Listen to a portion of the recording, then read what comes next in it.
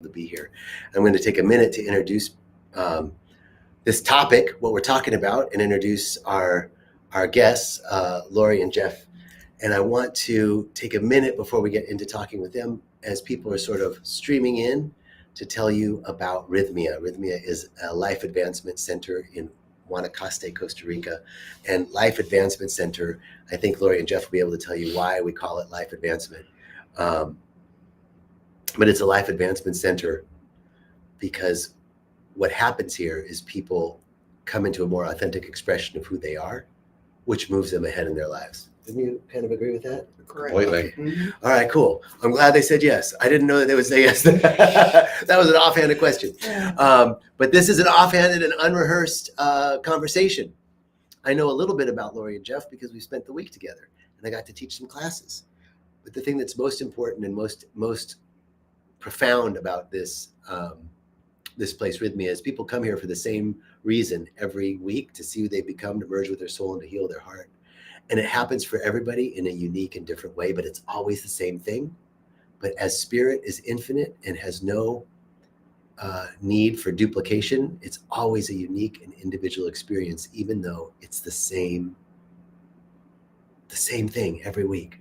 So I'm here and excited to share with you about Lori and Jeff's experience. So we have a couple. They're married.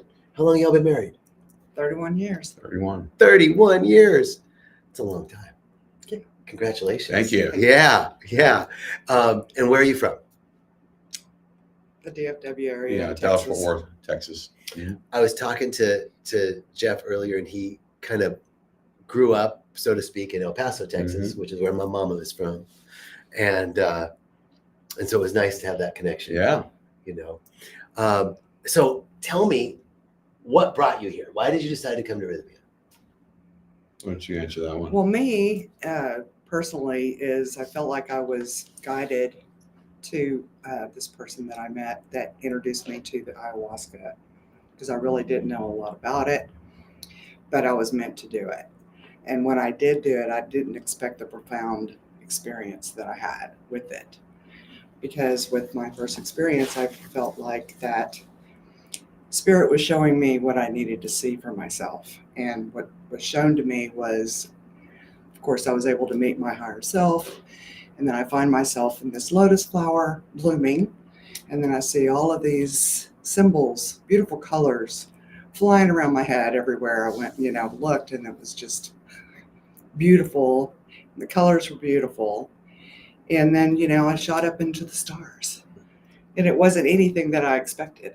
Not even close, and here the same thing. It's just with the medicine, it's like it guides you to what you need to learn about yourself.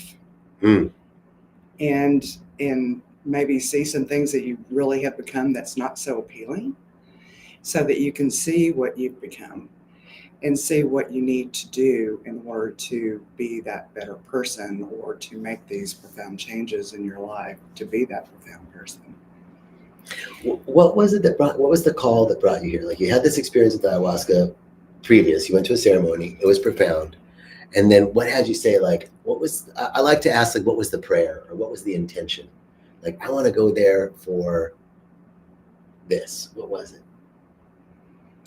Mine was to be, to experience or to learn more about myself, so that I could become more of my authentic self, and not the person that I thought I should be.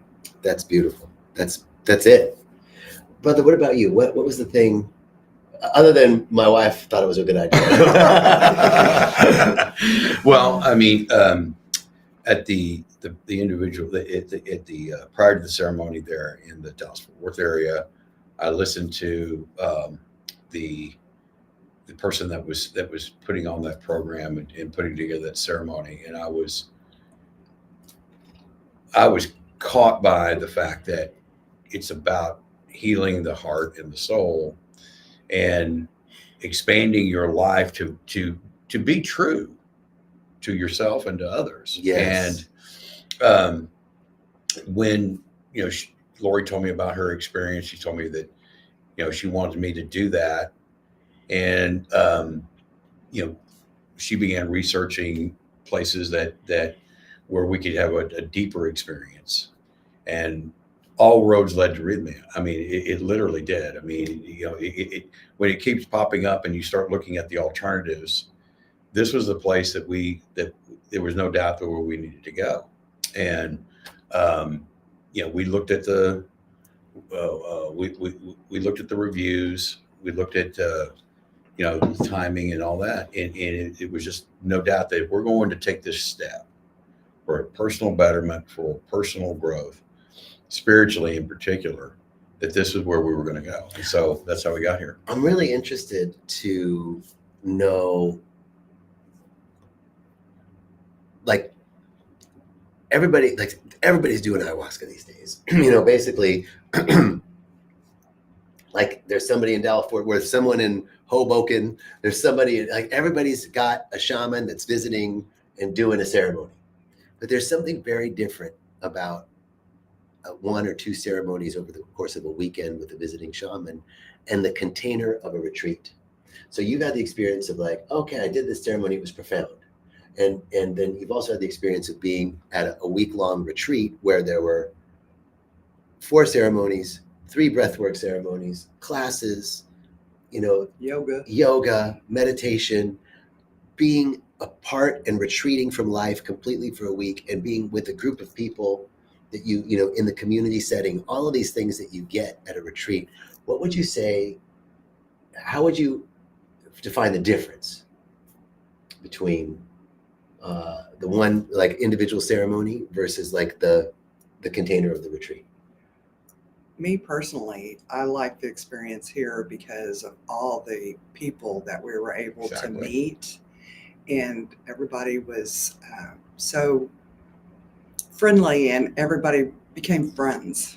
And it was, there was no judgment, there was no anything that was detrimental to the trip, because it was just, like I said, we met so many people from all over the world that came here and traveled thousands and thousands of miles. Right. But we had really such a profound, fun experience too, with all the people that we met, and made lots of friends, and laughed a lot. We cried a lot. We danced a lot. It was just, there was no, like I said, there was no judgment, and everybody just had a great time, and everybody enjoyed each other's company. And it was just an experience that I've never really experienced before.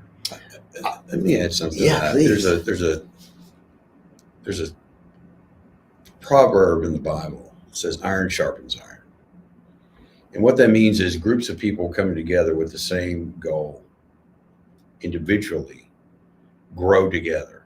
I feel like I've been on a team with all of these people that have been here, not just the staff. The staff's been fantastic. Yeah. You've been fantastic. The shamans have been fantastic. But all of the other people, you find out pretty quickly that we're all here dealing with many of the same things. They're going to be different stories, but the root cause of why we're here is all pointed in one direction. Man, isn't it the truth? And it's beautiful.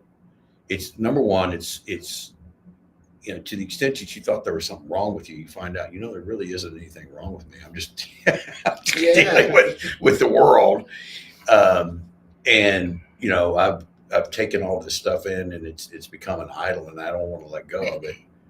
And it's keeping me from my spiritual self. It's keeping me from my Lord and Savior, because it's an idol. I've got all this pain that sometimes I didn't even know that I had.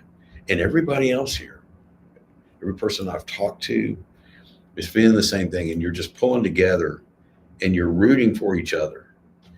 I can't tell you how many times, somebody would have their miracle and they would be talking about it, and everyone would say, congratulations.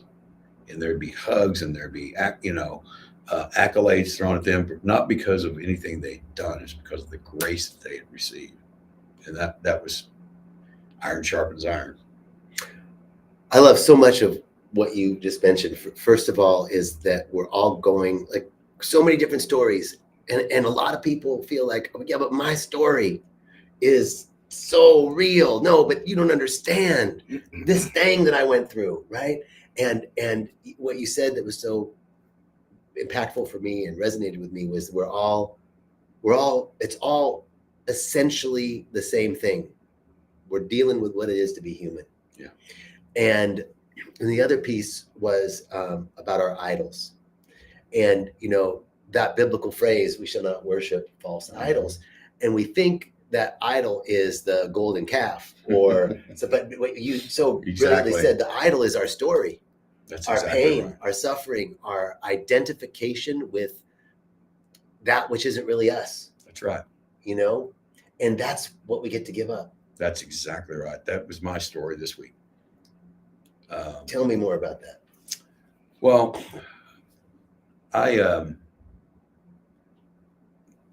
have been working on different things about my life. Thought I'd let go of a lot of things, and had, but didn't realize that there were still some deep roots that were driving me at times to have anger issues. It drove me to have insecurity issues.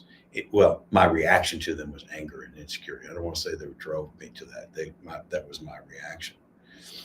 And what I learned is that I hadn't been willing to let it go because I was clinging to it.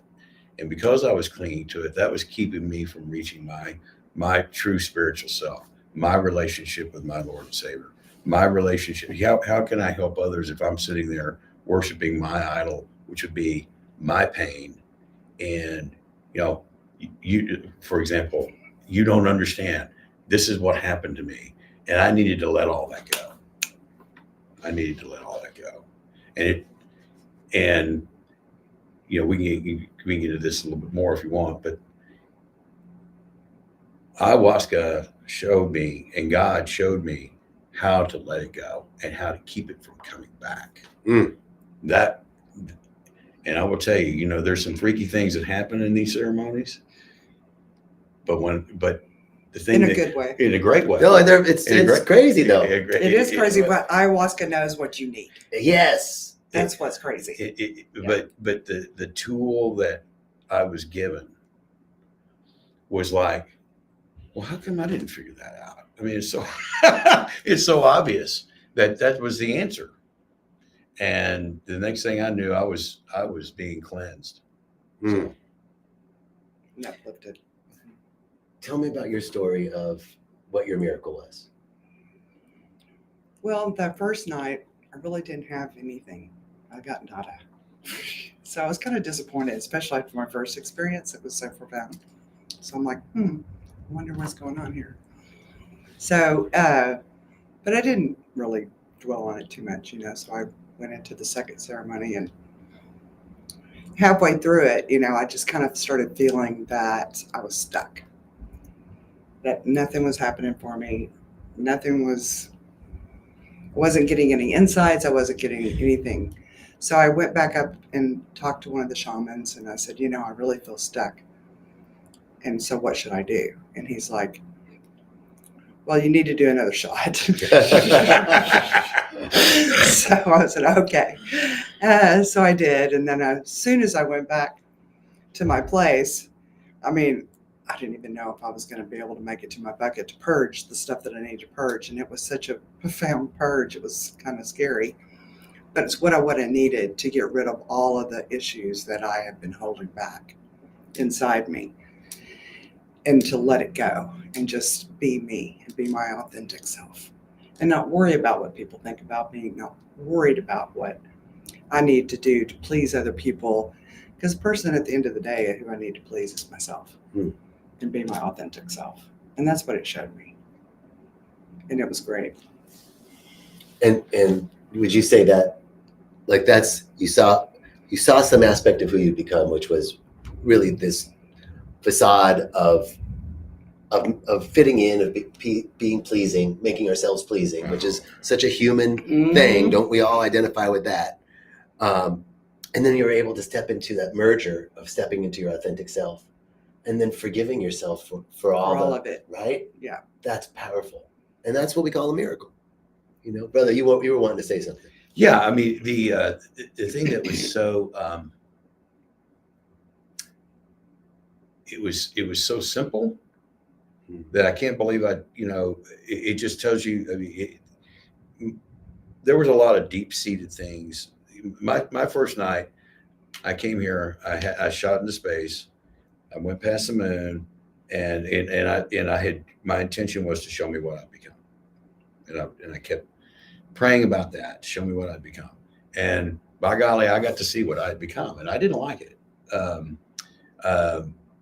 And it wasn't that I'm a bad man. It wasn't that I'd done anything bad, but it wasn't what I thought I was. And then, and so I'm, and basically, I have to tell you this because it's really funny. I get shot up and I'm staring at an emoji of myself. But it was perfect because it showed that, yeah, you're 80 or 90% totally authentic, but there's 10 to 20% of you that's not. And that 10 to 20% is what's holding you back. It's what's separating you. And that's become an idol. And then I said, well, all right, how do I recover my soul? And what ayahuasca said to me was, we're going to get to that. You're not ready yet. And I came back. And I wasn't disappointed because I figured that if someone is going to show me that and it's going to be so profound, I knew I was in the right place. Well, long story short, the next night, I was really angry going into it, and the medicine was working in me to get me to confront some things and to deal with some things and to have conversations that I have not had and that have needed to be had with my parents, just to be blunt about it. And it's a long story, but a lot of people have similar, family members or others. And, after about an hour and a half after the first shot, it was as if God and Lady Ayahuasca came up to me and said, all right, you've done it. You never felt you had the opportunity to clear the air. Air's cleared. And there was a box there. And all those problems were in that box, but there was a deal that was made. And this was fascinating. I had to make a bargain. Okay. And that bargain was, I'm going to take all this stuff away from you. But all the happiness that was with those people, it's going into the box too. Now, the love, there was a heart above the box. The love is there. You loved them, they loved you. But we are not going to allow all of this negativity to pollute you again. And so the bargain is that box stays closed. That means anything that was great, it's in the box. It is, and that's fine.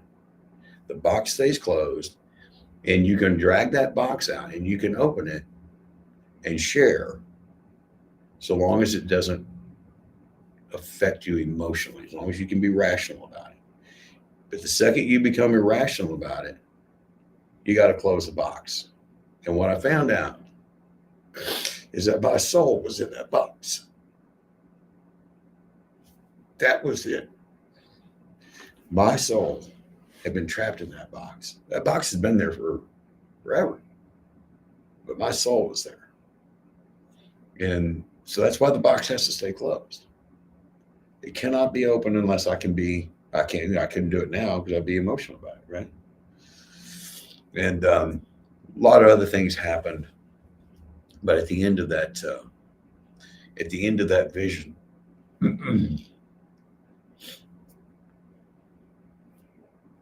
my soul was there.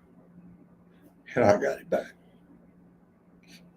And that other 10 to 20% of me that was an emoji was filled. And I've been telling Lori, we started to have a conversation. I said, no, I got to keep that box closed. And that's just how it's going to be.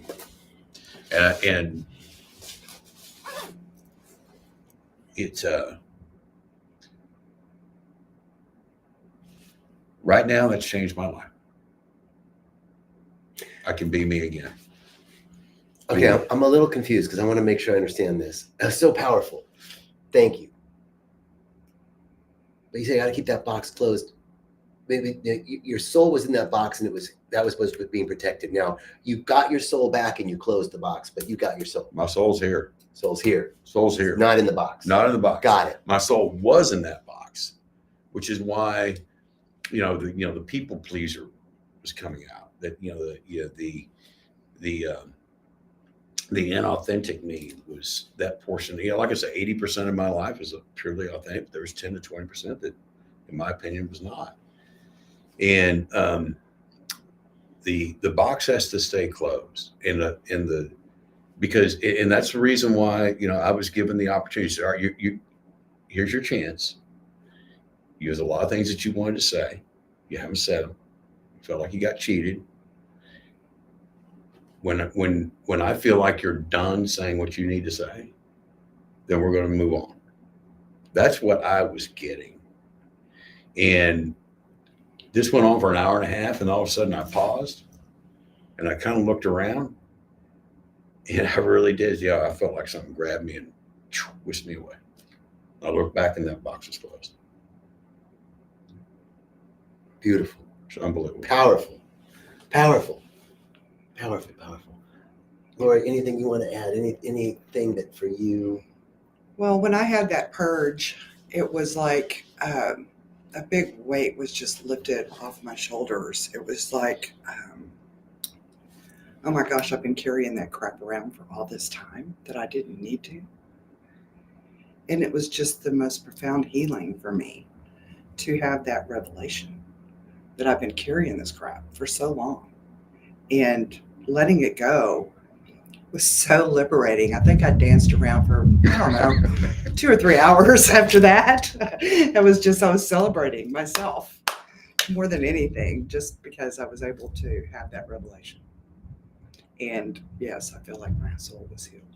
So beautiful. And what I also love is, Lori shared with me that you're a Reiki practitioner, for 20 years. So you have a sense and connection with spirituality. Oh yeah. Right.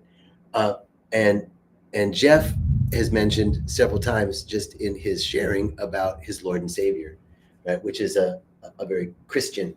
Absolutely. Right. So what I love is that you two don't necessarily share religious Right.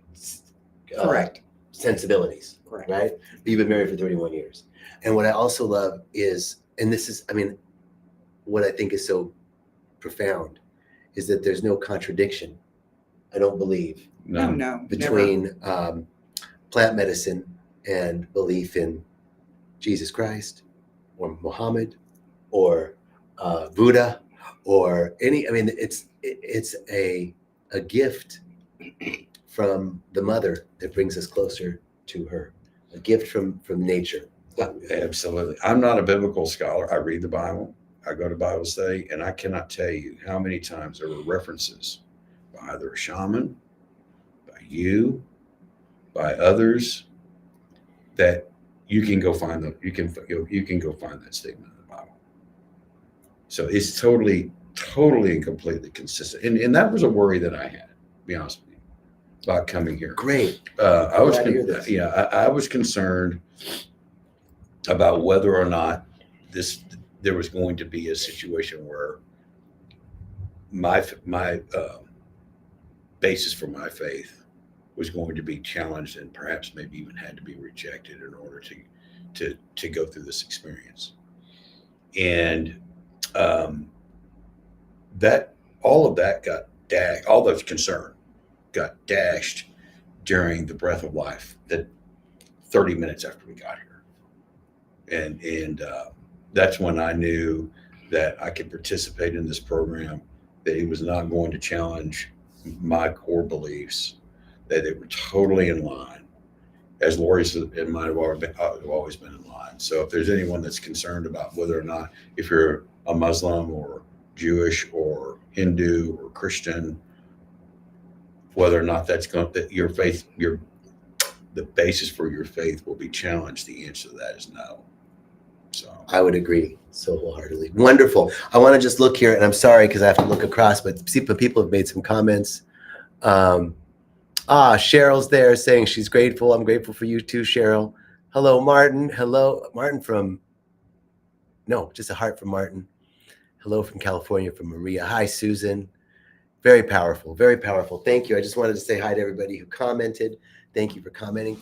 Jeff and Lori, thank you. Thank you Thank very you much. very much. And I'm not trying to put a plug in here, but you could not. This was a hard week. It was a working week.